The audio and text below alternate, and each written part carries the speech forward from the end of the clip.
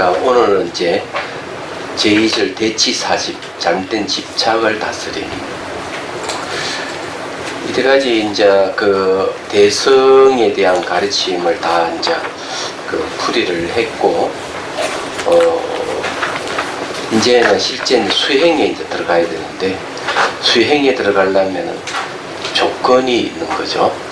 수행의 조건이 첫 번째는 잘못된 집착을 다스리는 것. 그 다음에 이제 발심을 해야 돼요. 발심하고 난 다음에 이제 비로소 이제 육바라밀 수행에 들어갈 수가 있죠. 여기에 내용도 이제 바로 그에 대한 내용입니다. 그래서 이제 우리가 수행에 들어가기 전에 첫 번째 이제 가르침에 대한 이론적인 게 명확하게 학습이 되고, 그 다음에 잘못된 집착을 다스리고, 그 다음에 발심을 하고, 발심을 했으면 이제 그냥 수행에 들어간다. 자, 그렇게 보시면 되겠습니다. 자, 잘못된 집착을 다스림 제1항 잘못된 집착을 다스린다는 뜻. 잘못된 집착을 다스린다는 것은 악연을 다스리는 것이다. 모든 잘못된 집착은 무상하지 않는 실체가 있다는 악연에 의해서 생긴다. 그러므로 악연이 사라진다면 잘못된 집착도 없어진다. 자, 이 악연이라고 하는 나락하는 견해인데, 특히 이제 이 인간사에 있어서 가장 근본이 되는 게 바로 나락하는 견해예요. 악연이에요. 이제 자아에 대한 이야기죠. 그래서 이것만 이제 떨쳐버리면은 이 지구를 떠나는 게 아니고 우주를 떠나는 거지. 지구를 떠나서 뭐 지구를 갈 수도 있고 전계를 갈 수도 있지만, 자, 악연이 두 가지가 있다. 첫째는 인악연이고 둘째는 법악연이다 했어요. 인악연이라고 하는 말 자체가 내 안에 주재하는 자아가 있다는 그런 생각이 인악연이에요. 그 주위도 그래 놨습니다. 인악연은 오온이 합한 신체에 대하여 상의를 주재하는 아가 있다고 생각하는 잘못된 견해 이렇게 있습니다. 그 자아에 대한 이제 얘기를 좀 공부를 좀 해보죠. 자, 잘못된 집착의 종류. 인악연을 다스린다. 법신열애장을 개체의 실체로 여기는 잘못된 견해인 인악연은 모든 본부들이 갖고 있는 견해로 5 종류가 있다. 자, 열애장을 개체의 실체로 여기는 게 이제 문제가 되죠. 얘기하자면은. 근데 대개 이제 열애장은 어디서 왔느냐 하는 게 이제 중요한 이야기인데,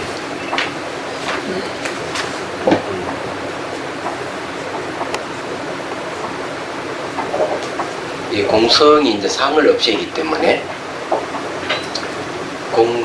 상을 없애 부처를 이루기 때문에 공성을 불성이라고 하는 거죠.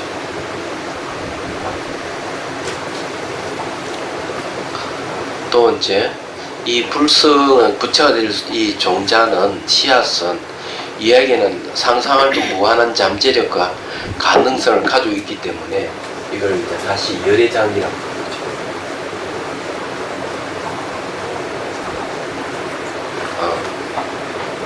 그러면 열애장이 어떤 개체의 어떤 실체로서 상의를 주재한 자아로 얘기를 말한 게 없어요.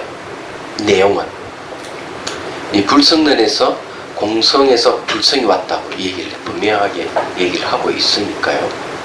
근데 이런데도 불구하고 우리는 뭐가 있다고 생각. 그래서 성가에서 가장 그 이제 문제가 될 수 있는 용어는 참나락하는 용어예요. 그래서 이 참나락하는 용어가 굉장한 어떤 그 오해를 불러일으킬 만한 소질을 갖고 있다. 그 열애장이라고 하는 말도 똑같은 의미예요. 열애장을 학자들이 힌두교에서 왔다고 이렇게 얘기를 하고, 그거는 실체로서 규정을 하려고 그러는데 알고 보면 공성에서 온 거예요. 공성, 불성, 열애장. 참나락하는 용어도 우리가 이해해야 되는데, 대승불교에서는 공성이니 불성이 열애장을 뭐라고 하는 아라고 합니다. 공성이 다른 이름을 불성이 다른 이름 열애장이 다른 이름을 아라고 해요. 그냥. 근데 그렇게 생각하면은 마땅히 이제 문제의 소지가 드러나죠. 그래서 이런 걸 잘 파보면은 이 전부 다 그런 게 아니구나 하는 걸 알 수가 있어요. 그리고 우리가 제대로 공부를 해야 되겠죠. 한번 더 봅시다.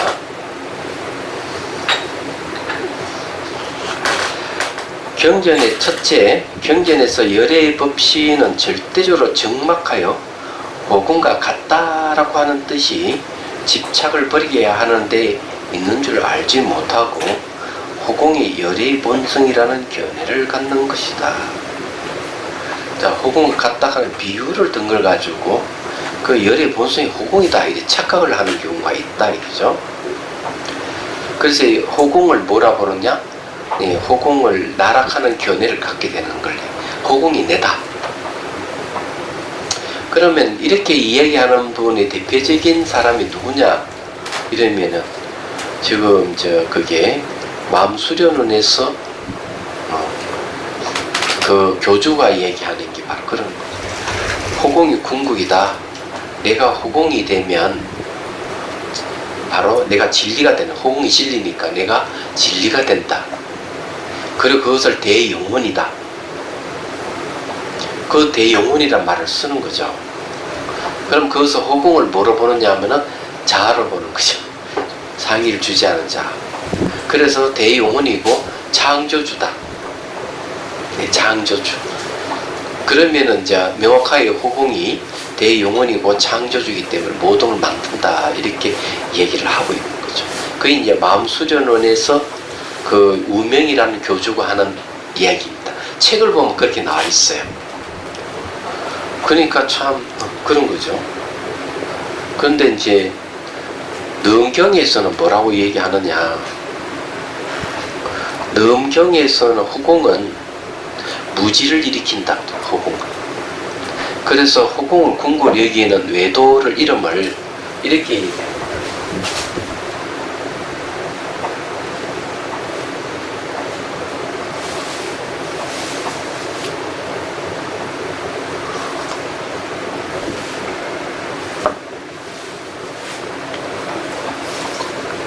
유상 의식 외도란 말이에요. 그러니까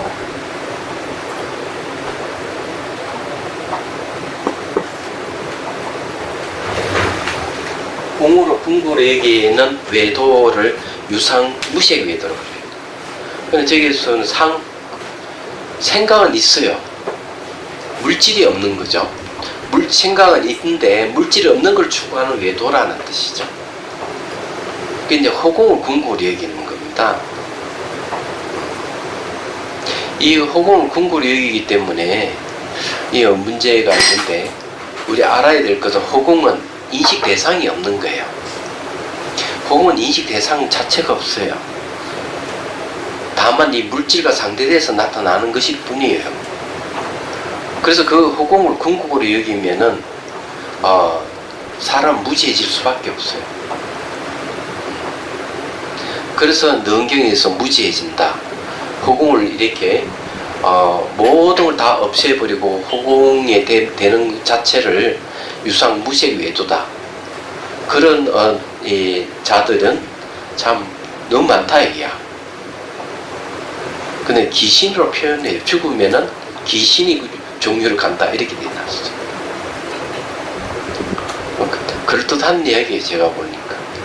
왜냐하면은 호공이 되려면 다 없애야 되거든요.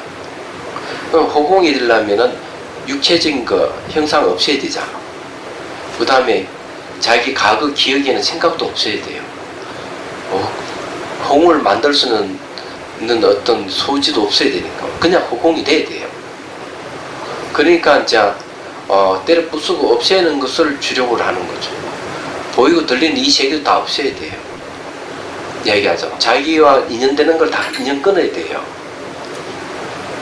얘기하잖아. 그냥 무시무시한 거죠. 근데 그런 걸 좋아하는 사람도 있으니까 세상 희한한 세계라는. 그래서 이제 문제가 이제 될 수가 있다. 유상 무식외도라고 능경에서 얘기를 한다. 요 책에 명상지혜를 논하던 책에 보면 거기에 호공을 주장하는 수행자와 공성을 주장하는 수행자의 대론을 읽어보시면 잘 얘기해 놨어요. 호공을 통해서 공성을 드러내기 위해서 거기에 호공을 주장하는 사람은 우시라 해서 우시, 공성을 주장하는 오시예요. 우시는 어리석을 우자 우시고 오시는 깨달을 오자 오시. 서로가 대담을 하면서 쭉 얘기해 놨기 때문에 그걸 읽어보시면 잘 얘기해 놨습니다. 자, 그래서 이게 호공이 열의 본성이라는 견해를 갖는 것이다. 제가 이 호공 문제로 남인도의 그 달라이 라마 스님의 구전 전성 법회가 있었어요. 남님의 구전 전성 법회. 신도들에게 자꾸 가자고. 아니, 우리가 스님한테 남님을 배우는데 달라이 라마 스님이 남님 구전 전성 법회가 열리고 있으니까 스님께서 그 남님 구전을 전수받으면 우리 근육이 돼 있지 않겠습니까? 그건 오케이 하고 갔어요. 한 3년 됐나? 벌써 시간이 꽤 흘렀는데 좋은 가서 좋은 체험을 하긴 했습니다. 그 강의를 듣고 구전을 받았는데, 그런데 짬나는 시간에 그 리종 림포체를 친견하게 됐어요. 리종 림포체 연세가 이제 90세가 안 넘었겠다 이래 봅니다. 굉장히 연세가 리종 곰바에도 가봤어요. 리종 림포체는 나다의 왕자 출신의 스님이에요. 그리고 이제 당신의 절도 있어요. 리종 림포체 리종 곰바라는 절이 있어요. 거기도 가서 하룻밤 잠도 자기도 했어요. 물론 청전 스님 안내를 받았어요.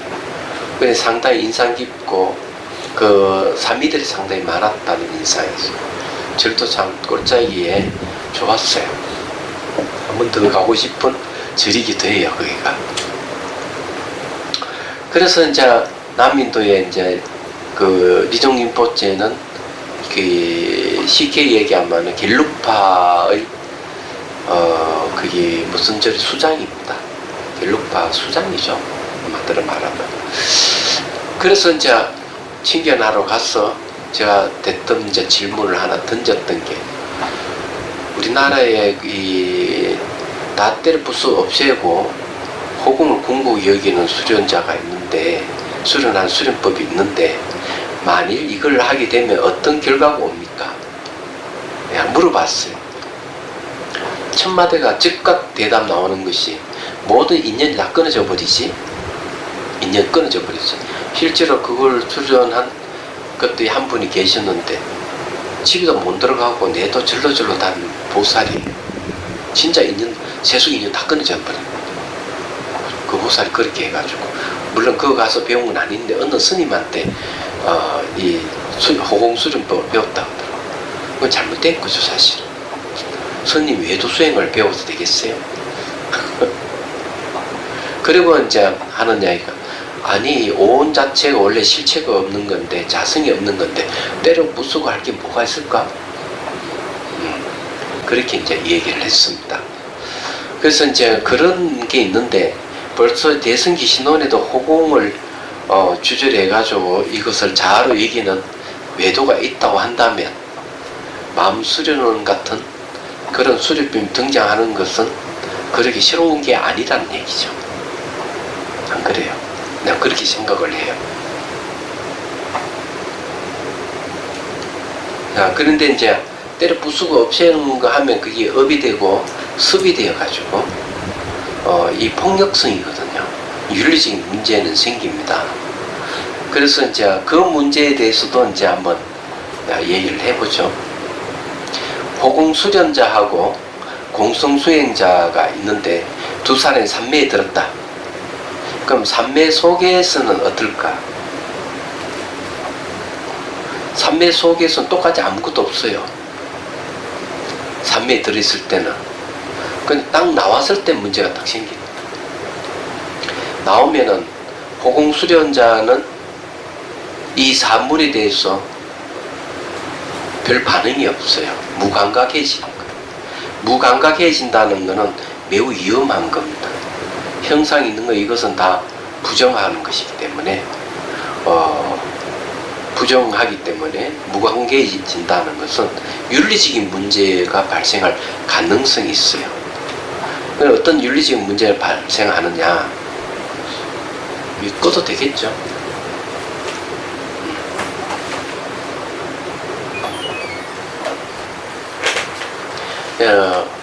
그 전에 이제 한 불자가 그 교주한테 가서 이 수련을 하고는 제가 그 얘기를 들었어요. 그 불자가 얘기가 뭐라고 얘기하는 이런 얘기를 하는 거. 거기에 이제 겨울에 물이 흘러가니까 고기가 있더니 고기를 잡아. 그 불자가 아유 스승님 그 큰 놈은 그렇다 하더라 작은 놈은 불쌍하니까 놓아줍시다 이랬어요. 그러니까 이 교주가 하는 얘기가 마음이 없으면은 잡아먹어도 죄가 안 된다 이렇게 얘기했다는 거죠. 저는 그 말을 전해 듣고 섬뜩했어요. 얘기하자면 마음이 없으면 잡아먹어도 문제될 게 없다는 거는 그걸 학대해보면 어떻게 될까?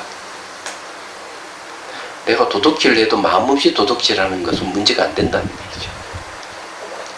강도질을 해도 마음 없이 강도질하는 것은 죄가 안 된다는 거죠. 성폭행을 해도 마음 없이 성폭행하는 건 죄가 안 된다는 거죠. 마음 없이 살인을 저질러도 죄가 안 된다는 거지. 굉장히 섬뜩한 얘기잖아요. 그럼 실제로 그런 이 호공을 수련한 사람이 산매에서 나왔을 때 행동을 그렇게 취할 가능성도 있다나 그렇게 봐요. 왜? 산물이나 모든 것이 무감각해지고 모든 걸 하더라도 호공이니까 아무 죄가 안 된다고 하고 훔치고 죽이고 이렇게 할 가능성이 있죠. 성폭행할 가능성도 있다 이거죠. 그 윤리적인 문제가 생기는 거예요. 그럼 공성 수행자는 어떨까? 공성을 수행한 자가 산매에서 나오면 이 사물을 어떻게 볼까? 무감각하게 취급하는 게 아니고 환영과 같다고 이렇게 보는 거죠. 환영이다라는 말은 그 대상은 없다 이런 소리지만 환영과 같다는 건 실체가 없다 이런 소리예요. 실체가 없지만은 인과는 분명하게 있는 거죠. 그래 함부로 훔치고 음행을 하고 살인을 하고 이렇게 할 수가 없는 거예요. 거짓말도 안 되는 거죠. 인과가 분명하기 때문에. 원인이라 하는 것은 반드시 결과를 일으키는데 원인이라 하는 것도 어떤 실체성이 없기 때문에 원인이 결과를 낼 수가 있어요. 마치 씨앗을 땅에 심으면은 주변에 흙이랑 물은 온도의 하고 영향을 받아서 씨앗이 뭘로 바뀝니까? 뿌리로 바뀌어요. 싹이 올라오는 거죠. 그는 씨앗이는 원인이 없어져 버려요. 대신 싹이는 결과가 올라오는 거죠. 그러니까 인과라 하는 말은 실체성이 없다는 얘기지 인과가 없다는 얘기는 아니에요. 실체가 없기 때문에 인과가 분명한 거예요. 그래서 공성을 수행한 자는 모든 사물을 볼 때 내 자는 실체가 없다. 그래서 인과가 분명하다 본다는 거죠. 그래서 이게 이제 호공을 궁구로 여길 때 일어날 수 있는 문제를 제가 얘기를 하는 거예요. 그리고 이제 때 부수고 없애는 거는 그게 이제 업이 되고 습이 돼요. 모든 존재는 생기면 반드시 사라지기 때문에 어떤 실체성을 갖고 있지 않아요. 그래서 일부러 없앨 필요가 없는 거죠. 일부러 없앨 필요가 없기 때문에 일부러 없애는 것은 뭘 얘기해? 그걸 업이라고 하는 거죠. 그걸 반복하면은 습이 되는 거죠. 그걸 때려 부수고 없애고 허공이 되는 거는 업과 습이 되는 거예요. 우리는 업과 습에서 벗어나려고 하는 수행을 하는 건데, 그래서 이게 문제가 될 수가 있다. 이게. 이해가 되시죠, 그죠? 자, 그래서 허공의 열의 본성이라는 견해를 갖는 것이다. 이와 같은 나락하는 견해는 어떻게 다스려야 하는가? 허공의 모습이라는 것 자체가 허망한 것으로 바탕이 없으며 실제하지 않는 것임을 밝혀 다스려야 한다. 그럼 허공의 인식 대상이 없어야겠죠. 인식할 대상이 없기 때문에 허공을 가까이 하면 인식 대상이 없기 때문에 알미 없어진단 말이에요. 그냥 무지해질 수밖에 없는 거죠. 그래서 실체하지 않는 것임을 밝혀 다스려야 한다. 형체에게 형상과 색채에 상대한 대상으로 허공이라는 모습이 있고 그 모습에 집착하여 마음에 허공이라는 생각이 일어나고 사라지는 것이다. 이래 여기 바깥의 집 공간의 형상 때문에 이 중앙에 허공이라고 하는 게 있다는 게 우리 알 수가 있는 거죠. 형상을 상대해서 허공이 나타난다는 거죠. 그러면은 그 모습은 결국 무언가만 생멸하는 거죠. 아, 이게 형상 상대해서 이게 허공이라는 생각이 일어날 수가 있죠. 그럼 생각은 지속성이 없잖아요. 생각도 사라지잖아요. 생기면 사라지게 되는 거죠. 얘기하자면. 그래서 여기에 그 얘기를 하는 거죠. 그 모습 집착하여 마음에 허공이라는 생각이 일어나고 사라지는 것이다. 그러나 모든 색법은 본래 마음이 만든 것으로 마음 밖의 색으로 실제하는 것이 없다. 만약 밖에 색법이 없는 줄 안다면 허공의 모습도 없는 줄 알 것이다. 이 형상은 누가 만드는? 마음이 만들기 때문에 색법이 마음이 만든 것이 마음 밖에 따로 실체하는 게 없어요. 그러면 색법이라고 하는 게 실체하는 게 아니라면 허공도 존재하지 않는다. 그럼 허공 누가 만든? 역시 마음이 만들었다. 이런 얘기. 색법과 허공은 다 마음이 만든 것이다. 물질적인 보이 들리는 이 세계는 앞에서도 제가 얘기했지만 물리학자들 말대로 파장으로 이루어진 세계에 파장이 눈으로 오면 그 파장의 길고 짧은 걸 근거로 해서 색채와 모양으로 인식한다고 제가 앞 시간 얘기했지 않습니까? 그렇기 때문에 애초 이 보이고 들리는 이 세계도 알고 보면 전부 다 마음에 의해 나타난 세계인 거예요. 그렇게 본다면은 당연히 허공이라고 하는 것도 색법과 상대에 대해서 나타난 허공도 전부 다 마음이 만든 세계다. 자, 그렇기 때문에 모든 경계가 오직 허망하게 들뜬 마음 때문에 있는 것이지. 이는 경계라고 하는 게 색법이든 허공이든 지금 들뜬 마음에서 생긴 것이다 이거죠. 그래서 험하게 들뜬 마음이 사라진다면 모든 경계도 없어지며 오직 영계의 각성으로 하나인 참된 마음이 어느 곳에서나 작용할 뿐이라고 얘기하는 것이다. 이 말은 결국 앞에서 뭘 얘기해요? 마음이 일어나면 가까이 현상이 생기고 마음이 사라지면 가까이 현상이 사라진다는 말 그대로 인용을 하고 있는 거죠. 앞에 있는 이 대성기신론은 이래 일관되게 얘기를 하고 있는 일관되게 얘기를 하고 있는 거죠. 그러면서 결국 참된 마음만이 진짜다. 여기서 얘기하는 그런 거죠.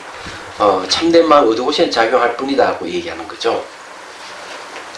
자, 그래서 열의 본성이 한없이 크고 지혜가 완성된 것을 허공에 비유한 것일 뿐 허공을 열의 모습으로 취한 것이 아니다. 그리고 허공을 자아로 보면 안 된다는 거죠. 둘째는 경전에서 세간의 모든 법은 궁극적으로 그 바탕이 공하며 열반과 진여법조차도 완전히 공하다. 원래부터 스스로 공하의 모든 모양을 떠났다라고 하는 것이 이거는 상에 대한 집착을 없애기 위한 것인 줄도 모르고 진여 열반의 본성도 공이다라는 견해를 갖는 것이다. 자, 진여 열반의 본성이 공하다 하는 말은 틀린 말은 아니죠. 아닌데 공 하나만 보면은 어리석은 자다 하고 원효 스님께서 얘기하는 거죠. 원효 스님은 진여를 설명할 때 열반경을 인용해서 제1위 공은 공과 불공을 다 갖추고 있다 그랬어요.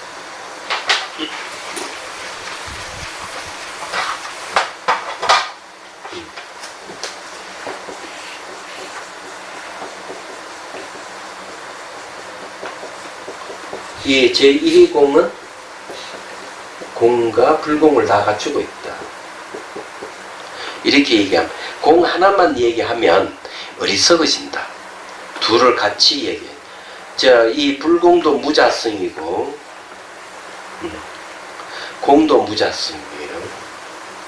그래서 무자성 입장에서는 두 개 다 동일한 거예요. 그걸 제1위 공이다 이렇게 얘기를 하는 겁니다. 그럼 불공의 내용이 뭘까? 그래서 불공에 대해서 이렇게 얘기합니다.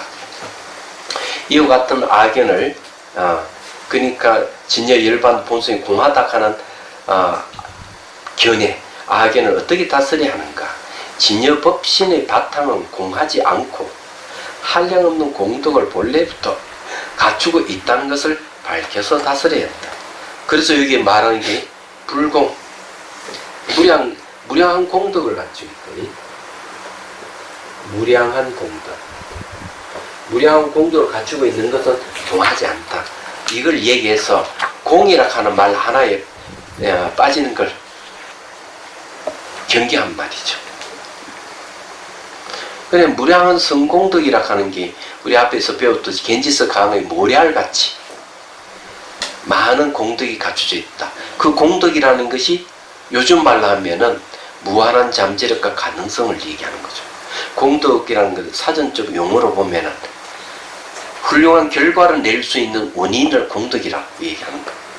물질적인 것을 복덕이라고 얘기하고 정신적인 원인, 훌륭한 결과를 가져올 수 있는 공덕이다 하고 이야기하신 분이 육조스님입니다. 이게 양무제와 대화에서 나오잖아요. 달마스님하고 양무제하고 대화에서 내가 절도 많이 짓고 사람들 출가도 많이 시켰고 그리고 이 절에 보시도 많이 하고 어떤 공도 있습니까? 아무 공도 없다 그랬죠. 그 물질적인 것은 공덕이 아니고 그건 복덕이라고 얘기를 하는 거죠. 그건 정신적인 것. 이 대승기 신론도 얘기하면 무한한 잠재를 가지고 있는 이것이 훌륭한 결과를 낼 수 있는 힘이기 때문에 그걸 공덕이라는 말을 쓴 거죠. 말하자면은 그거는 공하지 않다. 자, 셋째는 경전에서 열애장은 너른남도 없고 추르듬도 없으며 바탕에 모든 공도를 갖추고 있다라고 하는 가르침을 듣고 그 뜻을 제대로 알지 못하고 열애장에 색법과 신법이 있으며 그 모습에 차별이 있다라는 견해를 갖는 것이다. 자, 요거 잘 보셔야 되는 게 있어요. 이 내용이 그냥 따로따로가 아니고 서로 연결되어 있습니다. 자, 처음에 이제 열애장을 갖다가 호궁에다가 얘기했어요.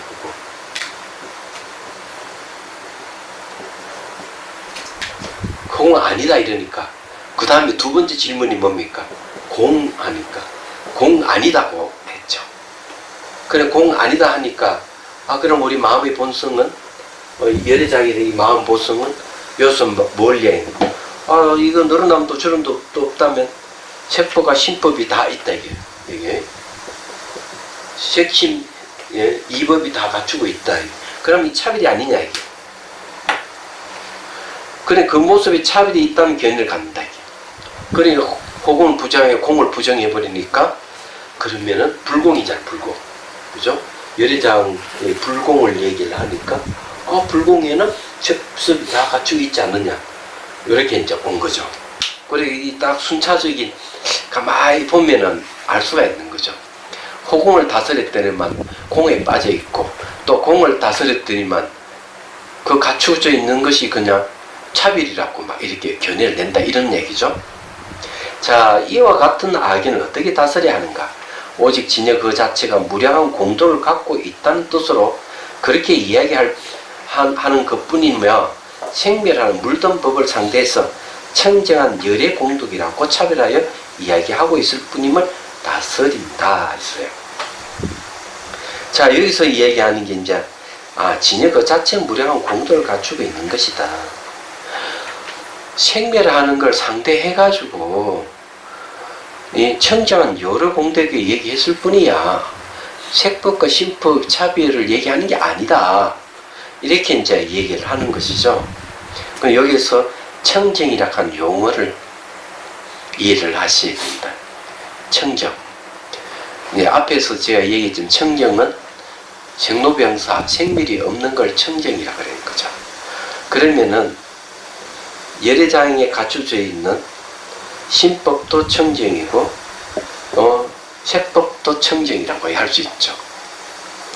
앞에서 우리가 법신을 얘기를 할 때 물질의 본성이 지혜다고 했기 때문에 사실 알고 보면은 색법과 신법이 따로 있는 게 아니에요. 둘이 아니라는 얘기죠. 그래서 그걸 이제 그건 얘기하면 청정한 열애의 공덕이라고 얘기를 하는데, 청정이라 하는 생로병사가 없고 생멸이 없는 걸 얘기한다. 그러면 차별이 있을 수가 없는 거예요. 평등이에요. 다만 앞에서 얘기했던 대로 업식을 상대해서 불평등이 나타났을 뿐이다. 우리 마음의 본성은 청정해서 어느 누구나 마음 본성은 평등하지만 개개인이 갖고 있는 업식 때문에 그 평등하고 청정한 이것이 불평등하고 오염된 모습으로 나타난다.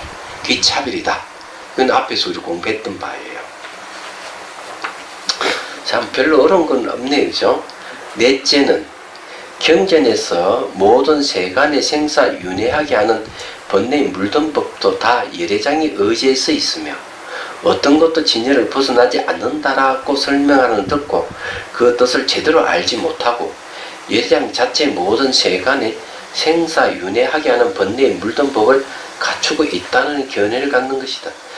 아니, 물든법은 열애장의 의지에 서 있다는 말이지, 그걸 번뇌 물든법이 열애장에 갖춰져 있다는 얘기는 아닌데도 불구하고 이렇게 이제 착각을 하고 있는 것이죠.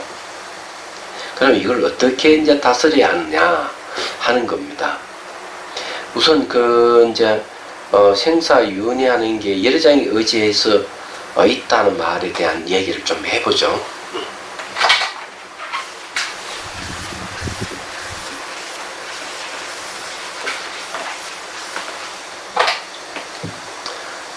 이 연기법에 대해서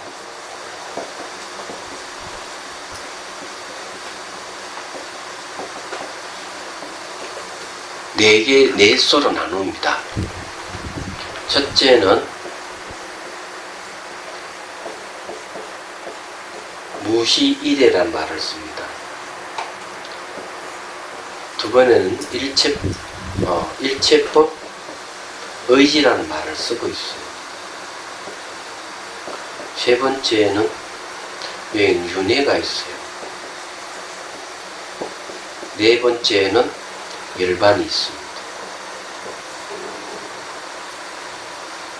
이런 네 가지를 갖고 있어요. 무시일해라 하는 건 연기법은 열애가 이상에 출현하거나 출현하지 않거나 법의 기회는 바뀌지 않는다고 얘기하십니다. 그래서 어떤 농부인지 누군지 부처님께 묻는 그 이야기예요. 연기법 부처님 당신이 만들었습니까? 다른 누가 만들었습니까? 연기법 내가 만든 것도 아니고 다른 사람 만든 것도 아니고 열애가 출현하거나 출현하지 않거나 늘 상주한다. 이렇게 얘기하는 거죠. 이게 무시일의 존재예요. 두 번째 일체법 의지라고 얘기하는 거는 우리가 모든 것들은 전부 다 연기법을 벗어나는 게 아무것도 없다. 일체법은 다 연기를 의지하고 있는 거죠. 여러분, 일체하고 일체법은 다릅니다. 일체라 하나만 주관 객관에 상대하고 있는 모든 것들을 일체라는데, 일체법 이래보면 주관 객관에 상대해서 나타나는 현상까지 포함해서 일체법이라 그래요. 눈과 눈의 대상이 서로가 상대하고 있는 건 일체죠. 그냥 눈과 눈의 대상이 만나면 시각이 일어나죠. 그래서 시각까지 포함하면 일체법이 되는 거예요. 그러니까 귀도 마찬가지. 귀와 소리가 상대해서 청각이 일어난다. 그러면 이건 일체법이고, 귀와 소리가 상대하고 있는 모습은 그냥 일체가 됩니다.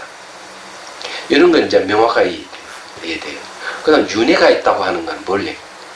무명을 원인으로 해서 행이 있고, 행을 원인으로 해서 식이 있고, 그 다음에 명식, 유깁, 촉수, 예치, 유생, 노사 10연기를 쫙 가잖아요. 윤회잖아요.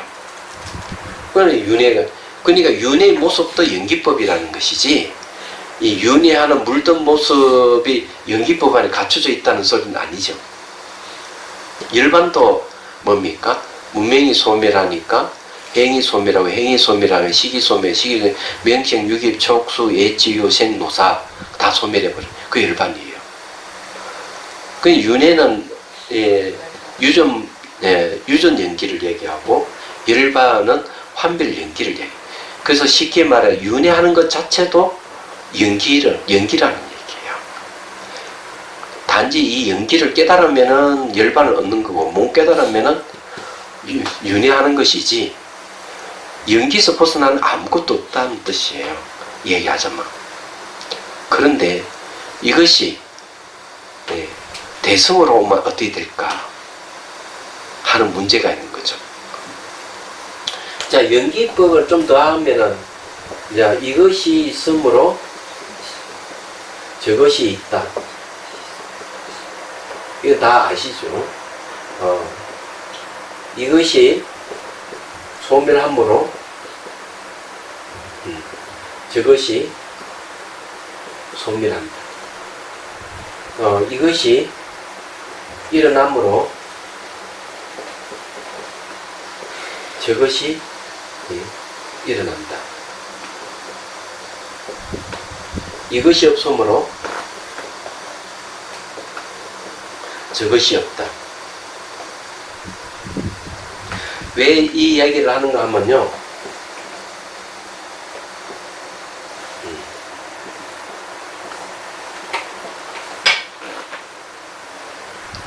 요 네 가지가 요 대입해보면 딱 맞아요.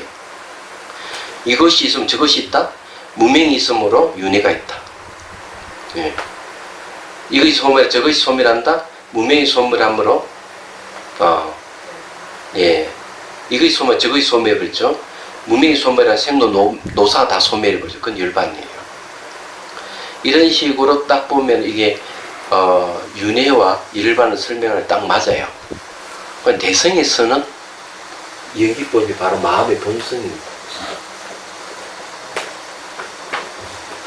자, 마음의 본성으로 딱 와버리면은 문제가 달라지는 거죠. 그러면은 여기서 얘기한 대로 여러 장의 의지에서 생사 윤회라 하는 것이 있다 이거죠.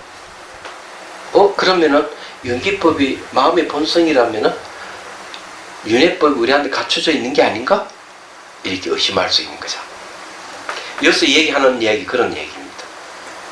그럼 이걸 어떻게 해소하느냐는 거죠. 자, 이와 같은 악연은 어떻게 다스려야 하는가? 열애장은 본래부터 긴지석강의 모래보다 많은 청정한 공덕을 갖추고 있으며, 그 공덕이 진여를 벗어나지도 않고 진여와 단절되지도 않으며 진여와 다른 것도 아니다 라고 밝혀서 다스려야 한다. 왜냐하면 긴지석강의 모래보다 많은 번뇌에 물된 법은 오직 허망한 마음에 의해서 있을 뿐이다. 그래서 여기에서 생사윤회를 하는 것이 다 열애장의 의지에 있다고 하지만 그것은 알고 보면은 망심에 의해서 있을 뿐이에요. 허망한 마음, 망심은 전부 다 무명에 의지해서 일어나는 마음이 망심입니다. 그래서 허망한 마음에 의해서 있을 뿐, 열의 본성에서 보면 있을 수 없으며 원래부터 번뇌에 물든 법은 열애장과 상한 적이 없기 때문이다.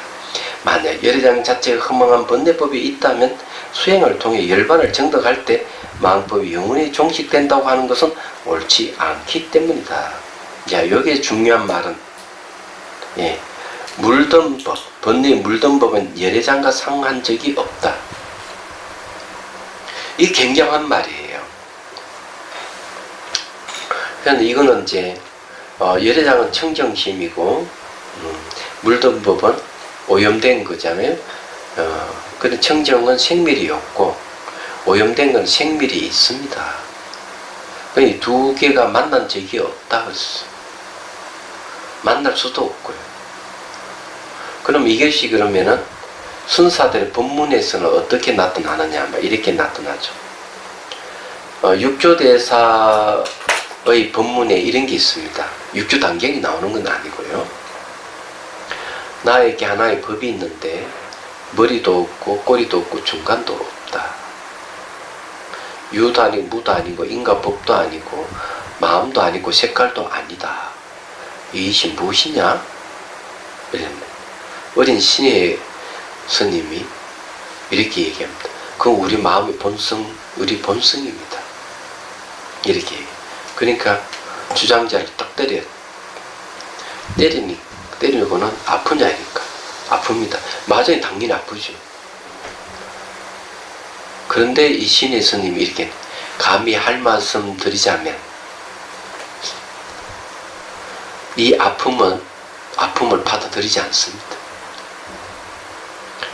아프다 하는 생멸하는 것인데 마음의 본성은 청정에서 생멸이 없기 때문에 안 받아들인다. 만날 수가 없다는 거죠. 그런데 거기서 육조스님이 인정을 해요. 그건 네 말 맞다. 하고는 어느 사람이 칼을 들고 와가지고 사지를 잘라낸다면 어떻게 했느냐. 엄청난 고통과 분노가 일어날 것이다. 그렇지만은 우리 마음의 본성 청정심은 분노도 받아들이지 않고 아픔도 받아들이지 않는다. 이렇게 얘기를 하고 있는 거죠. 그런데 이것을 실제적으로 또 몸소 또 보여주신 분이 또 한 분 계셔. 우리나라 선사 중에서. 경허선사예요. 경허선사는 길을 가다가 말럭이 애들이 막 놀고 있으니까 얘들아! 막 불렀어. 키도 크고 얼굴이 그냥 산적같이 그냥 생긴 경허선사. 얼마나 무섭겠어 애들에게. 말이 그렇다는 것이죠. 그래놓고 애들에게 얘기한다. 너희들 나를 한 대씩 때리면 내가 동전 한 입씩 주겠다. 이러는 거예요. 그러니까 애들이 돈이 욕심이 있으니까 쭈삣쭈삣 하다가 때려요. 그래서 스님이 뭐라? 나는 안 맞았다.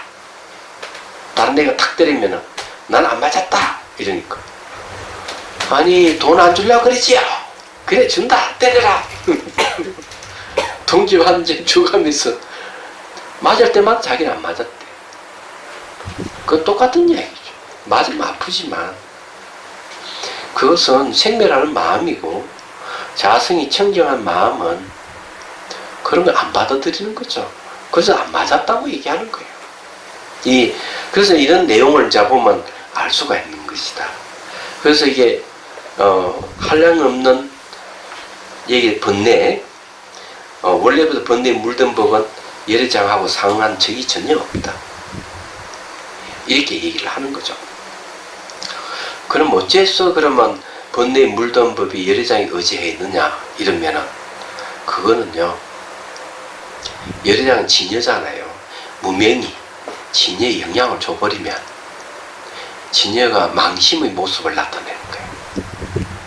그래서 그 망심에 의해 가지고 윤회한 모습이 딱 나타나는, 그게 뭔가 하면은 진여가 영향을 받아서 나타났기 때문에 그건 당연히 진여를 의지하고 있다고 할 수밖에 없는 거죠.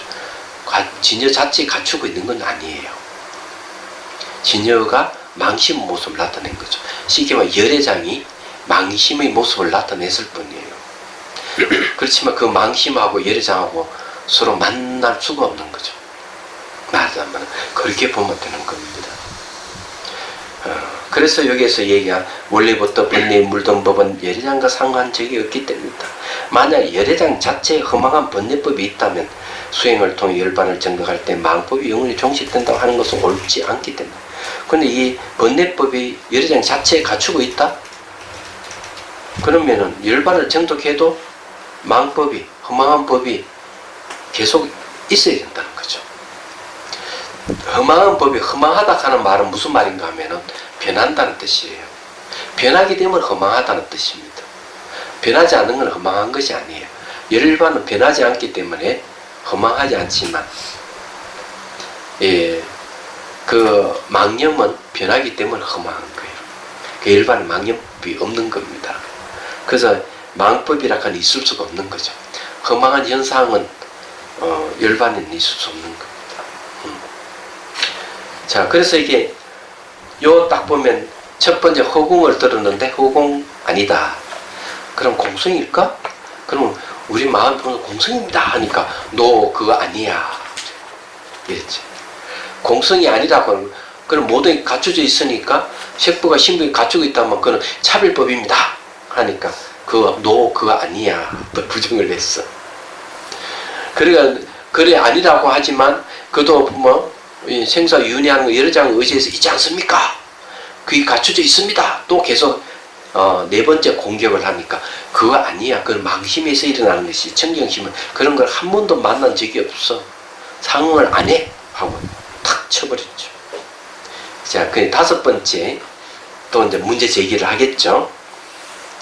다섯째는 경전에서 여러 장의 의지에서 생사가 있고 여러 장의 의지에서 열반을 얻는다라고 하는 말을 듣고, 이게 바로 연기법이 바로 여러 장입니다. 예.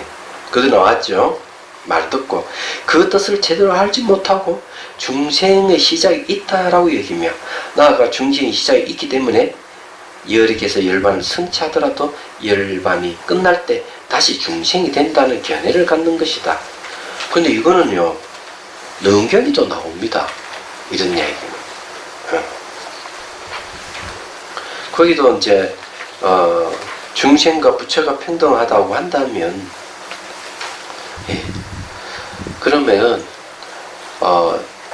열애는 언제 그럼 중생이 됩니까? 이런 얘기 나옵니다. 능경에 보면 불나존자의 질문에, 그렇죠, 그때 부처님께 이렇게 비유를 들었어요. 나무를 태우면 재가 된다. 재는 다시는 나무로 돌아가지 않는다. 중생이 부처가 되면 다시 중생으로 돌아가지 않는다. 이렇게 얘기해요. 근데 이거는 어제 제가 교화에 대한 얘기를 했는가 똑같은 얘기입니다. 우리 일상생활에 보면은 안 좋은 생각하고 이렇게 하면은 계속 안 좋은 생각으로 연결되어 가는 거. 그래서 저희 경전에서 뭘 얘기하는가 하면, 안 좋은 생각이 일어나면은 얼른 좋은 생각을 일으켜서 끊어주라 이랬어요. 그런데 중생은 계속 무명의 영향을 받기 때문에 계속 중생에서 못 벗어나는 거예요. 근데 이 무명을 없애줘야만이 중생이 벗어나는 거죠. 근데 이 무명은 어때요? 마음의 본성인 청정한 진여와 무명은 똑같이 무시일의 존재예요. 동기동창이기도 해요. 그런데 놀랍게도 무명은 소멸하지만 진여는 소멸하지 않는다. 왜? 진여의 본성은 텅 비어있는 불변이에요. 근데 이건 소멸한 게 없지만 무명은 마음이 이제 한 생각 착 일어난 이놈은 언제든 소멸하게 되어 있는 거죠. 이렇게 이제 본다면은 이제 문제 해결되는 것이죠. 예. 그래서 거기에 보면 94페이지, 이와 같은 악에는 어떻게 다스려야 하는가? 열애장인 연계의 각성이란 과거의 어느 시점에서 시작된 것이 아니므로, 네, 무명의 장애 또한 시작이 없다. 자, 시작이 없다 하는 게 중요해요. 무명의 시작이 없으면 중생의 시작이 있을 수 없다. 그러니까 중생의 시작이 없어요. 예. 중생의 시작이 있다 하는 잘못된 거예요. 왜냐하면 무명의 시작이 없기 때문에. 그래서 초기 경전에도 딱 그 얘기를 하는 겁니다. 뭐라고 얘기하는가 하면, 어느 외도가 찾아와가지고 부처님께 딱 질문해요.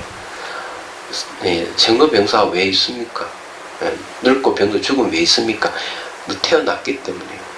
태어난 거 왜 있습니까? 업 때문에. 업은 왜 있습니까? 애착 때문에. 애착은 왜 있습니까? 그야 그 집착. 집착은 왜 있습니까? 그거는 이제 감수작용. 접촉에 의해서. 이렇게 그 소리 올라간다요. 올라가면, 그러면 명식은 뭐로 말미에 있습니까? 왜 있습니까? 이러니, 그 식 때문에, 식은 업 때문에, 업은 무명 때문에. 자, 요거까지 잘 봤어. 외도가 물어요. 그럼 무명은 무엇부터 말미합니까? 이러니까 부처님 딱 이렇게 지나치다. 너 질문이 지나치다. 무명은 비롯하는 미 없는 것이다. 딱 그렇게 초기 경전에 나와요. 무명이 시작이 없어요. 말하자면. 그래서 왜 그런가 하면은 그 어떻게 알 수가 있느냐 이러면 깨닫고 보니까 무명 자체에 애수 없었던 거예요. 착각이었던 것이죠. 그래서 혼련이 무명은 일어난다. 순간순간 혼련이 일어난다고 얘기하는 것은 시작이 원래 없는 것이다. 그런 뜻이 그 안에 포함되어 있어요. 말하자면. 그래서 이게 무명이 시작이 없는데 중생이 왜 시작이 있을 수 있겠느냐? 없다 이게야. 그래서 만약 상계밖에 중생이 시작이 있다고 하면 그것은 불교의 가르침이 아니다. 또는 열애장인 연기각성은 미래 어느 시기에 끝나는 것이 아니다. 모든 부처님께서 정덕한 열반도 열애장과 상응함으로 열반이 끝나는 미래도 없다. 이와 같이 밝혀서 다스려야 한다. 열반이라 하는 말은 제가 어제도 얘기했죠. 마음이 일어나지 않는 상태예요. 왜 일어나지 않느냐 하면 삼법인의 지혜에 의해 가지고 모두 일어나고 사라지는 현상은 일어남도 없고 사라짐도 없다 하는 걸 봐버리기 때문에 이파사는 16단계 중에 10번째 단계가 11번째 단계가 초연해지는 지혜가 생기는 거 현상이 돼서 현상에서 초연해지는 지혜가 생김으로 해서 12번째는 고진별도 사성견에 대한 정견이 바로 딱 서버려요. 그때부터 마음이 일어나는 게 없어요. 그래서 13번째, 14번째, 15번째에 가면 이제 도가 되고 찰나시간에 바로 16번째 열반이라고 화를 얻어요. 얘기하죠. 근데 어찌면 그것도 찰나시간이에요. 그래서 다시 또 나와. 열반이 나왔다가 다시 처음부터 다시 또 수행이 시작해 가는 거예요. 얘기하자면 시작해 가면서 또 그 다음에 열반에 들어갔다가 또 나와. 그 다음에 이렇게 나오면은 그 다음에는 11번째 초연해지는 지혜에서 다시 시작을 하는 거야. 그래서 한번 열반에 들어갈 때마다 열반에 머무는 시간이 길어지는 거예요. 이게 이제 청정도론에서 얘기하는 내용들입니다. 그래서 이제 열반이라 하는 그런 건데 대성에서는 열반을 어떻게 볼까? 열반을 두고 봤더니만 바로 이 공성이 튀어나와요. 그냥 공성이 버리심의 근원으로 봅니다.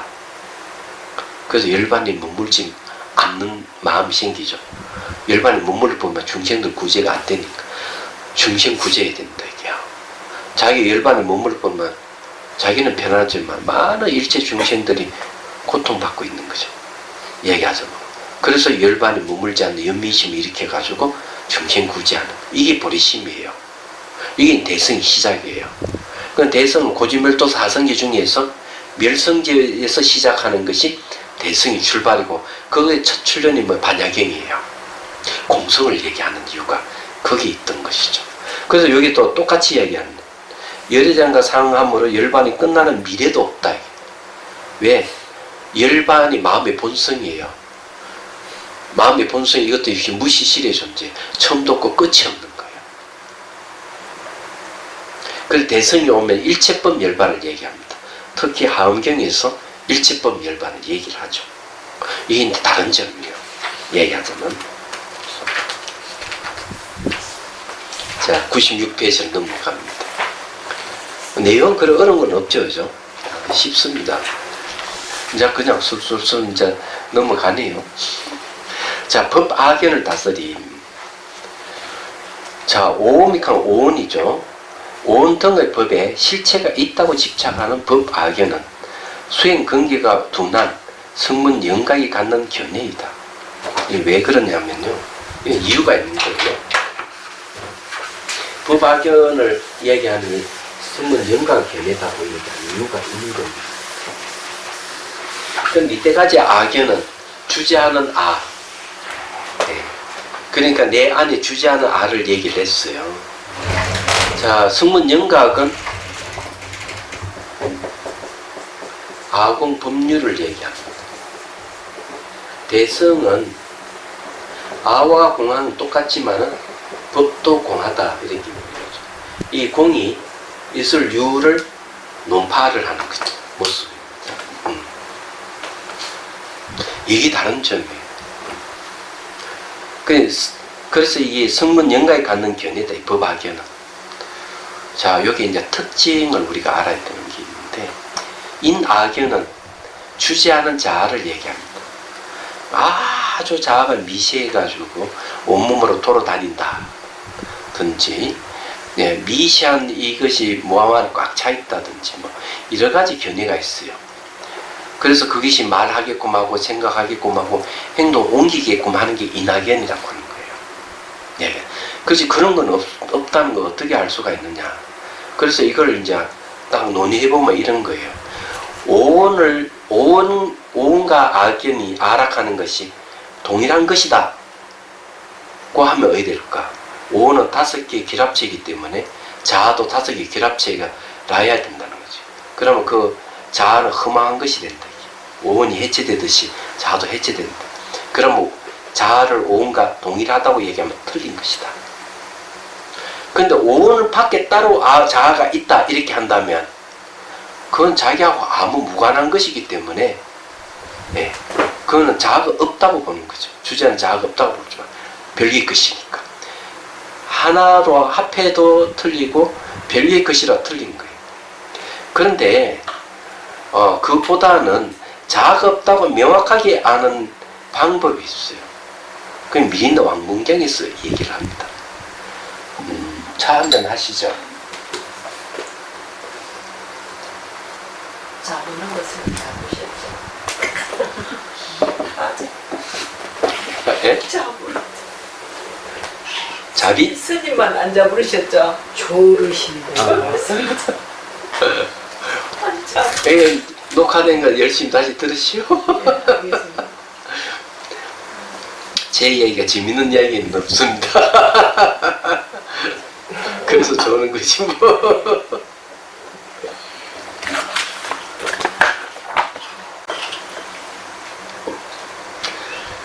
이제 차를 한 잔 드셨으니까 입안에 찬맛이 있죠, 그죠?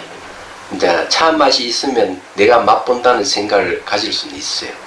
그러니까 차가 뱃속으로 들어가 버리면 뭐 될까? 차맛을 모르는 거예요. 뱃속에 들어간 차맛을 모른다면 내 안에 자아가 없다는 걸 얘기를 합니다. 너무 간단한 거죠. 내 안에 자아가 있다면 뱃속에 들어간 차맛도 알아야 될 건데. 그래서 이런 걸 보고 주제하는 자아는 없다고. 그러니까 인악견이 바로 부정이 되는 거죠. 근데 법악견은 뭔가 하면은 그런 것보다는 실체를 얘기하는 거죠. 이런 물질의 실체가 있다는 것. 여기에 몸에 뼈라든지 피부에 실체가 있다는 것. 이런 걸 주장하는 게 법악견이에요. 그런 게 있느냐는 거예요. 주제하는 자아가 하는 걸 얘기하는 게 아니에요. 그건 실체가 있는 이런 문제예요. 그런데 이제 오온에 대해서 우리가 새로운 견해를 가질 필요가 있어요. 아한경 이야기를 보다 보니까 우리가 여기서 아한경 이야기를 하는 강의를 하거든요. 그 책이 굉장히 좋아요. 그 책은 진짜 추천할 만하다. 왜냐하면 너무 쉽고 내용이 인과를 분명하게 얘기하고 그러면서 수행에 대해서 아주 명쾌하게 얘기를 해요. 수행에 대해서.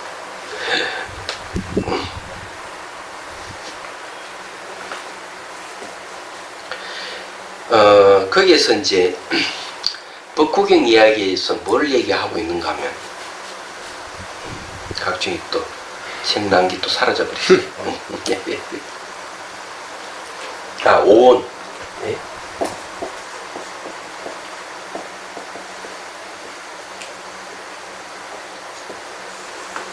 오온을 이제 잘 살펴보면요. 색, 수, 상, 행, 식 이렇게 되어 있습니다. 요 색은 둘로 나누는데 하나는 물질이죠. 하나는 몸이에요. 이거는 이제 수는 이제 감수작용, 이거는 표상작용, 행은 이제 형성작용, 식은 이제 판단작용인데 요렇게 해가 요거는 전부 다 우리 마음을 얘기하고, 요거는 이제 색을 얘기하기 때문에, 또는 몸을 색심 이복을 이래 보는데 다르게 볼 수도 있어요. 요 물질이 들어가는 거는 뭘까? 요거는 환경, 우리 살 수 있는 환경을 얘기한다고 보면. 그래서 그 법구경 이야기는 이걸 오원을 뭐라고 하면 세계라고 해요.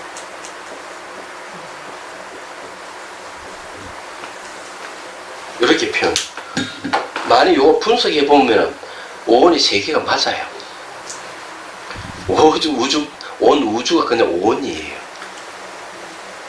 얘기하자면. 그렇기 때문에 근데 이 오원 등의 법에 실체가 있다고 집착하는 법악연은, 여러분 인악연은 어디서 비롯된다는, 법악연에서 인악연이 생긴다 어제 얘기했잖아요. 수행 근기가 둔한 성문과 영각이 갖는 견해이다. 부처님께서 개체로서 실체는 없다는 이 무함만을 설명하시고, 개체를 이루는 요소로서 오음 등의 법에도 실체가 없다. 각 요소에 이런 요소에 실체가 없다 이 말이에요. 말하자면은 없다는 구경의 가르침인 법무화를 설명하지 않으셨기 때문에 오음에 의해 생도 되고 사도 되는, 그런 멸도 되는 법이 있다고 보고 생사를 두려워 그럴 때 열반을 집착하는 것이다. 그러니까 이제 이 성문 영각의 견해는 뭔가 하면은 생사를 싫어해 가지고 열반을 구한다는 얘기입니다. 근데 이런 거는 이제 결국 성문 영각의 견해이기 때문에 대성의 입장에서 다스릴 필요가 있다 이런 이야기입니다. 자, 이것은 어떻게 다스려야 하는가? 오온법의 자성도 실체하지 않으므로, 오온법에는 자체 성품이 실체하지 않는다. 법무하죠. 않으므로 생성되는 것이 아니며, 생성되지 않으므로 없어지는 것도 아니며, 오온 그 자체가 본래 열반인 것을 밝혀서 다스려야 됩니다. 그래서 생기도 생기는 자국이 없고, 사라지도 사라지는 자국이 없어요.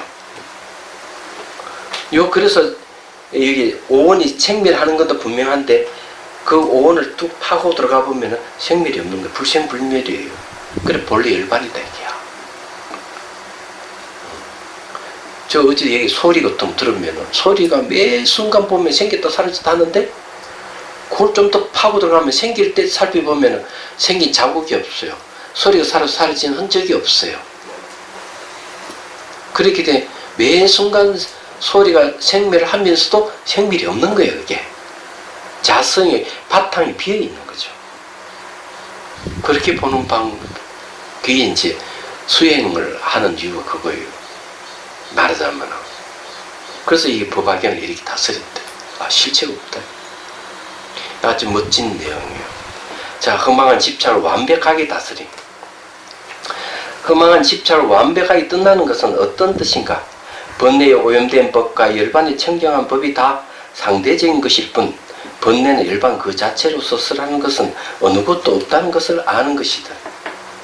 그래서 이게 청정이니, 그러니까 생산이 열반이라 하는 것은 상대적인 것을 얘기한다는 겁니다.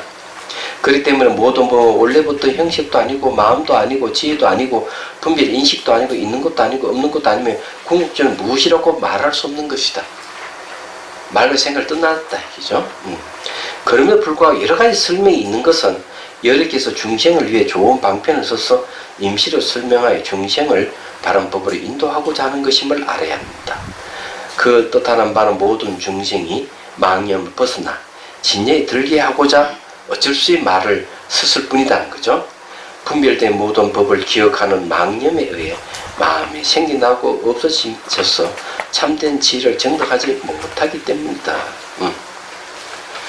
그래서 이제 이 내용이 결과서는 기본적으로 말과 생각을 떠나야 된다. 이렇게 얘기를 하고 있죠. 자, 요거에 대해서 또 얘기 좀 해보죠. 관계 진용을 당하신 분들은 얼마나 억울한지 우리 알아야 돼. 강제로 그냥 일본에 가가지고 탄과 석탄도 캘 뿐만 아니라 철도라든 집 짓는데 전부 노예로 살았어요.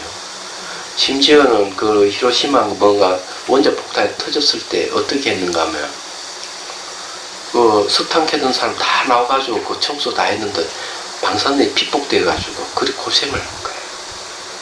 그것도 전부 다 우리나라 사람들이 다 한 거예요. 근데 또 그런 거 없다고 그네들이 얘기하는 발뺌을 했잖아요. 그런 걸 왜 목사들이 자꾸 그런 거 없다고 이야기하고, 대학 교수, 서울대 교수 누구도 그런 게 없다고, 이안부 그런 거 없고 강신이 없다고 이렇게 하잖아요. 그러면은 제대로 알고 있는 사람들은 분개를 하겠죠. 얘기하자면. 그런 문제가 이제 있고, 일본 수상이 사죄해야 된다고 난리치고 이렇게 좀 하고 있는데, 그래서 그런데도 불구하고 그쪽에 옹호하는 사람 꽤 많다 하는 거예요. 그래서 이 좌파 우파의 논리에 스님들이 휘말리면 골치 아픈 거예요, 이게 말하자면. 그래서 이제 제가 이제 이 얘기를 좀 하려고 합니다. 자, 이제 자아를 얘기할 때 몸 차원의 자아를 얘기하는 경우가 있어요. 아이들 말을 배울 때, 너나로 분별할 때 몸을 자아라고 생각해요. 자기라고 생각.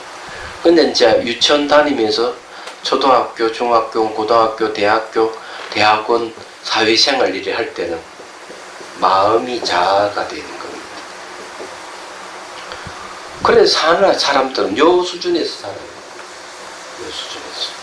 요거는 그래도 아직까지 요거는 흔적이 남아있는데, 근데 요 차원에서 요래가 요래 조금 더 올라가면 뭐가 있는가 하면은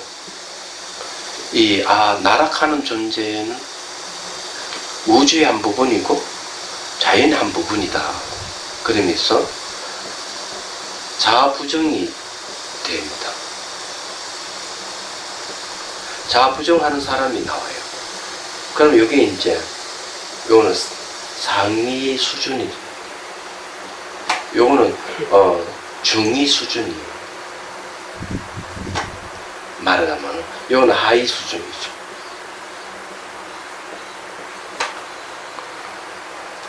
그런데 요 위에 또 뭐가 있느냐, 이거죠. 있다 이거지.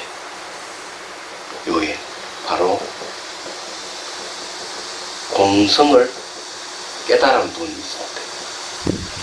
그래서 여기에는 뭔가 하면은 궁극적 의식 상태. 그건 이분 누구냐, 부타다.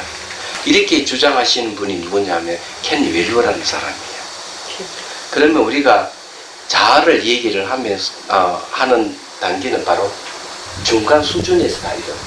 여기에서 이제 뭐가 견해가 다 일어나. 자, 이제 좌파 견해, 우파 견해 있는 거죠. 그래서 서로가 이제 난리치는 거죠. 그 요즘은 어때요? 일본하고 한국이 좀 맞짱 뜨고 있죠. 맞짱 뜨고 있는 거예요. 우리 한국 안에 좌파 우파 이렇게 하면 바깥은 일본하고 좀 맞짱 뜨고 있어요. 근데 여기에 또 뭐 관계 있는가 하면 중국하고 미국하고도 관계가 있어요. 무역전 서로 맞짱 뜨고 있는 거예요. 이런 식으로. 좀 이런 상황이 우리가 처해 있는. 그래서 이게 일파만파로 그냥 막 하는데 전부 다 요 수준에서 마음을 자아로 얘기하는 요 수준에서 오는 거예요. 그러면 요 수준에서 이걸 딱 봤을 때 바로 이게 이제 정견으로 보는 거죠. 그래서 우리는 우파에 속해 있는 것도 아니고 좌파에 속해 있는 것도 아니고 한국과 일본이, 미국과 중국이 뚝딱 싸우고 있는 것을 그냥 지켜보고 있는 입장이에요. 그렇다고 해서 세속에 살면서 우리는 세속을 떠나서 우리는 관계없다 얘기할 수 있을까? 없는 거죠. 그때 우리가 쓸 수 있는 용어가 따로 있는 겁니다. 그게 뭘까? 알아차리. 아니요. 쓸 수 있는 거. 이제 이런 것이죠.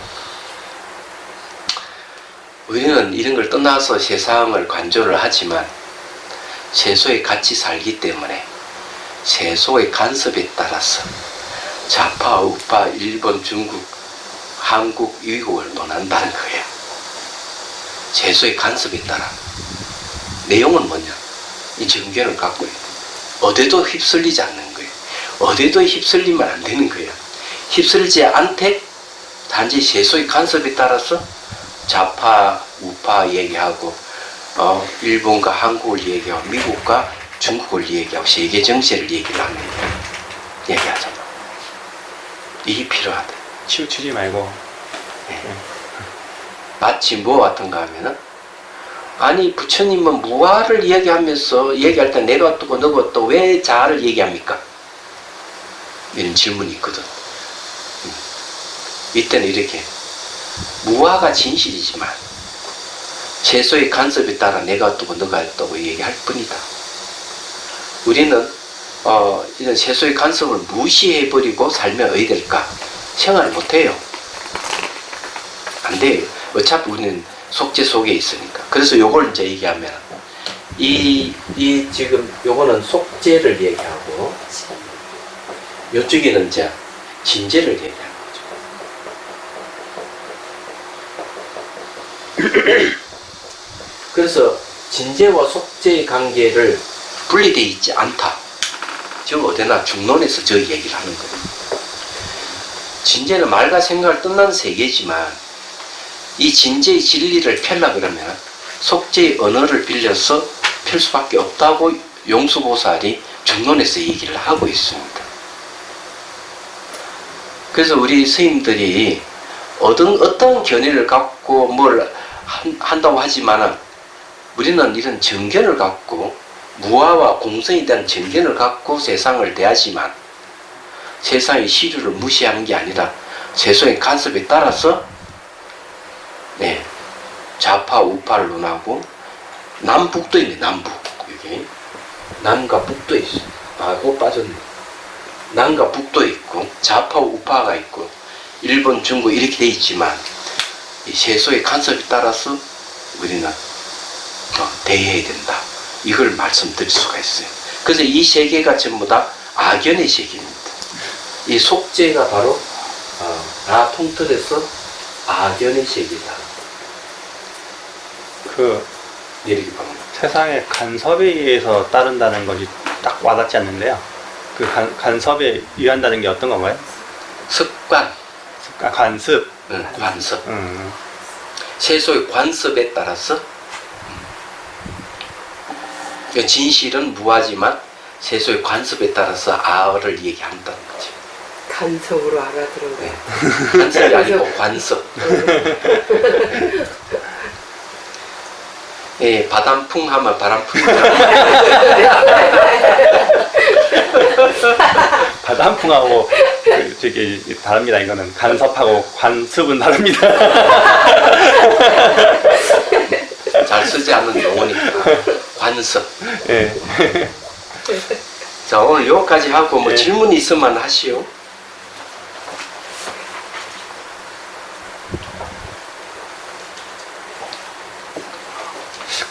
그 관습에 의해서 말한다고 했을 때도 그 간습이라는 거, 그 세상의 간습에 의해서 말한다는 걸 비유를 들어서 말씀해 주시면 어떨까요? 지금 지금 하일 관계라든지 이런 관계에 있어서 관습, 세속의 관습에 우리는 벗어날 수가 없어요. 어차피 살기 때문에. 세속의 관습에 따라서 이러쿵저러쿵 얘기하지만 우리는 항상 정견을 갖고 휩쓸리지 말아야 된다는 뜻이에요. 얘기하자면. 어차피 편을 들어가지고 휩쓸리면 곤란해요. 다만 옳고 그르면 우리가 판단을 할 줄 아는 세속의 관습에 따라서 판단해야 되는 건 맞는데 휩쓸지 말자 얘기죠. 저는 그렇게 이제 얘기하고 싶고, 일본이 뭐 어떤 정치적인 압박을 가하고 이렇게 하더라도 일본이 한국을 대하는 모습은 마치 일제 36년 당한 그 강도를 당한 그때의 모습을 상기해요. 하는 모습이 좀 웃기는 거죠. 이야기하자면. 그래서 이제 대개 보면은 그 매체를 통해서 보면은 그런 얘기. 경제적으로 압박하면 저렇게 한국이 얼음에 처해서 저게 고개 숙이고 사과할 것이다. 이러는데 일본 안에 있는 지식인들 생각은 다른 거예요. 그렇게 하면은 판매하는 입장에서 고객을 잃을 가능성이 있고 일본이 오히려 더 경제적 공황이 빠질 가능성이 있다. 이렇게 얘기를 하고 그 한일 청구권 문제도 그거는 예, 국가의 청구권이 소실된 거지 개인의 청구권이 소실된 게 아니다. 이는 국제법이 더 분명하다 이러는데 거기에 들어보면 그 얘기를 하고 있어요. 일본 안에서도 그 변호사 협회의 회장 이야기는 일본 사람 이야기는 그런 개인의 청구권은 살아 있는 것이다. 그 사례로 일본 사람이 그걸 할 때도 보상을 해줬고 강제징용 보상을 해줬고 중국 사람도 보상을 해줬다. 그런데 한국의 청구권이 없을 수가 개인 청구가 없을 수는 없다. 국제법상에 분명히 있는 거고 아베라든지 아베 정부에서는 착각을 하고 있는 것이다. 오히려 그래서 어제도 보면은 그 외무상이 한국 대통령을 향해가지고 리더십을 발휘해가지고 그거 해결하라 이런 식으로 얘기하는 우습다는 얘기죠. 그러니까 그 사람들 뭔가 청구권에 의해서 모두 다 해결했다 하는 건 그 사람들이 좀 잘못 생각하고 있다는 얘기죠. 이제 이런 것을 이제 보면 얘기를 하고 있어요. 하고 있기 때문에 이제 그런 입장에서 이제 보면은 이 한국 사람들이 100년 후나 200년 후라도 일본인들에 의해서 고개 숙이는 일은 없을 거예요. 36년이라간 치욕을 당했는데 그걸 계속 교육을 받고 있는 후손들이 가만히 있겠어요? 절대로. 단지 그런 걸 이제 정치적인 어떤 당의 입장에서 뭐 친일을 한다든지 이런 정권을 잡기 위해서는 얼마든지 뭐 그렇게 할 수는 있겠죠. 없을 수는 없잖아요. 장을 당하면 구두개 생기듯이 그럴 수가 있겠는데 전체적인 입장에 제가 봤을 때는 고개 숙이는 일은 없을 것이다. 치욕을 당했는데 그걸 지금 뭐 얘기를 해서 끄고질 리는 없거든요. 그래서 지금 일본 정부에서 계속 밀어붙이고 그걸 이렇게 하면서 중국 사람들에게 다 배상을 해주면서도 한국 사람 배상을 안 해준 거죠. 안 해준 거는 일제 36년을 사과를 안 해요. 왜 사과할 일이 없다는 거죠. 그리고 그걸 지배한 것이 아니라고 생각을 자꾸 이제 하고 오히려 뭐 이상한 쪽으로 자꾸 논리를 펴는데 그거는 눈 가리고 아웅하는 거죠. 한국 사람들은 그런 게 다 흔적이 남아있기 때문에 DNA가 계속 가지고 있는 이상은 곤란할 거라고 생각해요. 그렇다고 해가지고 출가자가 그런데 휩쓸려가지고 이렇게 하는 건 않다. 우리 자체는 대한민국에 살기 위해서 그런 게 아니고 지구를 떠나고 우주를 떠나기 위해서 공부하는 사람들이 생사윤회에서 벗어나고자 하는 사람들이기 때문에 그런 거거든요. 그래도 큰 틀에서 이제 연민심을 갖고 대하는 건 맞는 얘기지만 어떤 편을 들어가지고 하는 건 곤란하다. 어떤 시대도 다 있으니까요. 그런 거예요. 뭐 다른 질문 있어? 예. 이게 스님께서 부처님의 음성과 빛으로 부토를 만든다 하셨는데 근데 기독교에서도 보면 기독교인들이 이렇게 얘기하는 걸 들으면 뭐 하느님이 이 세상을 만들 때 뭐 바다가 있으라고 얘기하니까 바다가 생기고 뭐 산이 있으라 하니까 산이 생기고 하늘이 있으라니까 하늘이 생기고 라는 말을 들은 적이 있거든요. 그런 것을 불교의 관점에서 어떻게 이해를 해야 되는지 그건 이제 그런 것은 생각해 보면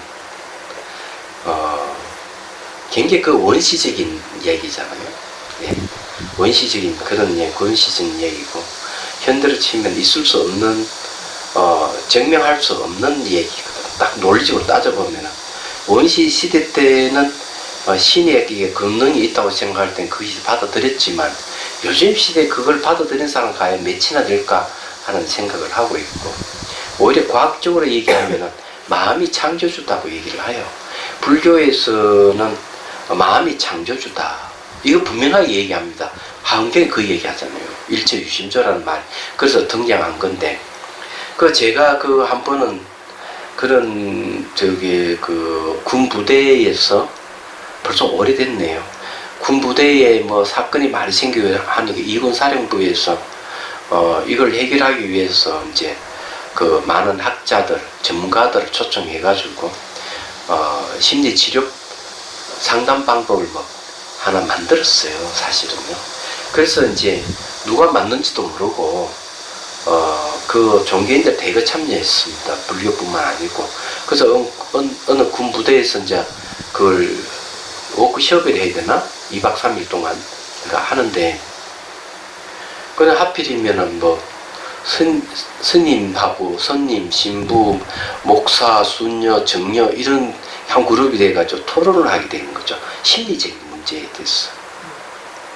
그래서 제가 뭐 좀 아는 체 했어요. 심리가 어떠저떠 하니까 한 젊은 목사가 마음은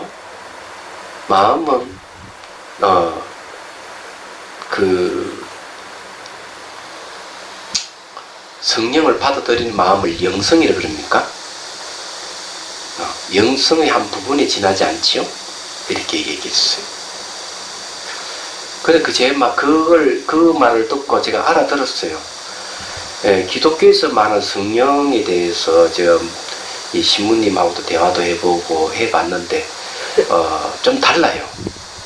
기독교의 성령은, 영성이라는 것은 성령을 받아들이는 마음을 얘기를 하는데, 불교에서 성령이라고, 영성이라고 얘기했을 때는 불성과 거의 같은 개념을 사용해요. 그런 개념은 보증국사께서 하시고 있으니까요. 그래서 이 벌써 용어 해석이 차이가 있다는 걸 알 수가 있죠. 그래서 제가 목사님께 얘기 던졌습니다. 바로 알아듣고, 즉각적으로.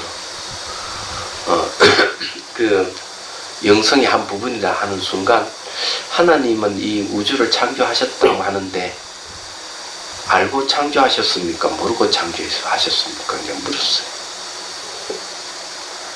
그 목사님 어떻게 대답했을까요? 당연히 알고 창조를 했죠. 그래요. 그건 안다는 게 알면 마음인데 하나님이 먼저입니까? 마음이 먼저입니까? 마음이 없으면 하나님도 창조 못하는 건지 않느냐고. 그렇게 얘기해요. 자기 무슨 할 말이 있겠어요. 그래서 이제 그렇게 한 번에 제압을 해버렸어요. 제압을 해버렸는데, 그것이 이제 과학적인 입장에서 봤을 때도 마음이 창조주다고 얘기합니다. 물리학자들이. 어떻게 얘기하는가 하면 1920년대에 가면은 양자역학이 등장을 하거든요. 그래서 이게 이 양자를 관찰해 보니까 어떨 때는 입자로 나타나고 어떨 때는 파동으로 나타나니까 왜 이렇게 다를까? 그래서 다시 조사를 해보니까 관찰자에 따라서 어떤 데 파동으로 나타나고 어떤 데 입자로 나타난다. 그럼 관찰자가 뭘까? 그건 관찰자 의식이라는 거죠. 그래서 딱 결론 내린 게 1920년대에 물리학자도 결론 내린 게 뭔가 하면 의식이야말로 창조주다. 의식이 끊임없이 이 사물에 영향을 주고 있대. 말하자면. 그래 그 영향을 받아가지고 이 사물을 보면 예를 들어가지고 이걸 탁 보면 마음이 이게 탁 접촉하면 여기서 원자 분자 막 튄다는 거죠. 우리는 그런 못 보고 있잖아. 얘기하죠. 그런 식으로 얘기를 하고 있고, 제가 앞에서 얘기했지만 모든 파장이 이제 눈으로 뭐 모양 색깔로, 귀로 뭐 소리로, 코로 냄새로 좀 인식을 하지, 실제 소리와 냄새와 형상과 색깔 존재하지 않는다. 그렇게 얘기합니다. 그래 본다면 그걸 알 수 있는 거는 마음에 의해서만 알 수가 있는 거예요. 다른 방법이 없어요. 그럼 신이 만들었다 하는 것도 도저히 이해가 안 되는 부분, 그런 말이네. 그래서 우리는 그런 논리적으로 그렇게 설명이 가능한 얘기죠. 그래 그런 창조설화는 무수히 많아요. 무수히 많기 때문에 기독교의 창조설화하고 비슷한 것이 너무 많아요. 그래서 그런 경우는 대개 이제 뭘로 보는가 하면 원시 시대 때 사고로 보는 거죠. 그 철학적인 의미를 입혀가 자꾸 해석을 하는 게 우리들이 현대인 사람들이지만, 순수하게 보면은 그때 원시 시대 때 사람들 그렇게밖에 생각할 수밖에 없었다 이거죠. 그러면은 그걸 지금까지 믿는다는 게 예? 너무 의문이 갑니다. 기독교인들이 그걸 지금도 믿는다는 게 너무 의문이 가시죠. 그래서 불교의 믿음은 지혜에서 온다고 하잖아요. 대상이 무엇인지 명확하게 내가 알 때 이 알매에서 이 믿음이 생기는데, 기독교에는 지혜가 없기 때문에 무조건 믿어라. 성경에 나와 있다. 이렇게 하기 때문에 요즘 젊은이들이 전부 성당을 떠나고 교회를 떠나는 이유가 되는 거죠. 말하자면. 설명이 안 돼요. 예? 설명이 안 되니까. 설명이 안 되니까 그런 거죠. 왜냐하면 그만큼 이 시대가 바뀌어가고 있는 것이죠. 그렇지만 여전히 전 세계에는 거의 95% 이상은 전부 다 천인교예요. 창조주를 매개하는 종교가 천인교거든요. 천인교라 하는 인간세에 태어나거나 천계에 태어나는 목적을 하는 종교를 얘기합니다. 그래서 그게 95% 이상이라고요. 근데 불교는 거기에 속하지 않는 종교에 속한 거죠. 그리고 불교는 한 번도 전쟁을 치는 역사도 없고 사람 죽인 역사도 없어요. 이 불교라 하는 이름 하에서 기독교는 있거든요. 힌두교도 있거든요. 창조주를 매개하는 종교는 다 있어요. 사람 죽이는 종교가 과연 종교를 할 수 있을까? 만약 그걸 기준으로 한다면 유일하게 불교만이 종교라고 할 수 있겠죠. 그러면 성경에서 말하는 세계를 만든 것은 그 물질적인 세계를 만든 거라고 얘기하는 것이고, 어저께 말씀하신 부처가 국토를 만드는 것은 마음으로 만든 국토입니까? 마음이 물질이 마음이라고 분리된 게 아니라고 했잖아요. 그렇기 때문에 이제 그런 차원에서 보면 굉장히 차원이 다른 것이죠.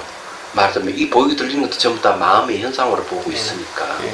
그래서 마음이 일어나면 가까이 현상이 생기고 마음이 사라지면 가까이 현상이 사라지기 때문에 이 전부 마음이 만든 세계는 연기의 세계예요. 무상의 세계고 환영과 같은 세계를 얘기를 하는 거죠. 그러니까 이 지구도 마음이 만든 세계인 거죠. 그렇죠. 예. 그래서 이게 만일에 저게 개구리가 지구를 본다면은 다르게 볼 겁니다. 전혀 다르게. 인간이 보이기 때문에 그렇게 보일 뿐이에요. 그래서 이렇게 이제 창조적인 문제를 얘기하면 불교의 창조주는 누구냐? 마음이다. 분명히 이렇게 얘기할 수 있고, 달라이 라마 스님도 그 법문 시간에 기독교의 창조주는 하나님이라 하지만 불교의 창조주는 마음입니다. 이런 얘기 한 적이 있어요. 그런데 경전에 분명히 나오고 있고, 그리고 이제 창조주를 불교에서는 누굴 창조주로 하느냐가 있어요. 범천을 창조주로 봅니다. 브라만. 그래서 경전에서 그 세계 제일 먼저 왔기 때문에 뒤에 두 번째, 세 번째 온 사람들이 제일 먼저 온 중생을 창조주로 인정하는 내용이 나와요. 그리고 보디사토반 보살들은 그 범천의 세계를 가지를 않는, 싫어한다. 왜냐하면 그네들은 자아를 주장하기 때문에. 그런 것이 경전에 나오고 있어요. 얘기하자면. 이제 그런 문제가 있는 거죠. 그리고 이제 한 가지 더 얘기를 하면, 초기 기독교에 그노시스 학파가 있어요. 그것도 창세기 있거든요. 그때 창세기는 이렇게 나와요. 거기에는 다른 창세기는 신이 다 만들었다 이래 되는데, 물이 있으라 물이 있고 불이 있어 불이 있고 땅이 나다 땅이 있는데 그게 누구냐면 마음이래요. 마음, 갈로 안에 신 이렇게 나. 마음이 창조주다고 해요. 근데 그 그노시스 학파가 신성을 중요시하는 학파하고 싸워서 사라져 버려요. 그노시스 학파가 명상 학파랍니다. 그럼 그 근거가 어디 있는가 하면은 티베 헤타레스라고 하는 책이 있습니다. 정신세계에서 나온 책. 그 책을 번역을 누가 했느냐? 신부님이 번역하셨는데 그 밑에 주석서에 그런 내용이 나와 있어요. 주석서에 그노시스 학파에 대해서 얘기를 하면서 창세기의 신은 바로 마음이라고 얘기를 하고 있다. 이렇게 되어 있습니다. 그걸 한번 찾아보십시오. 자, 끝내죠. 합장 반배로 인사드리겠습니다.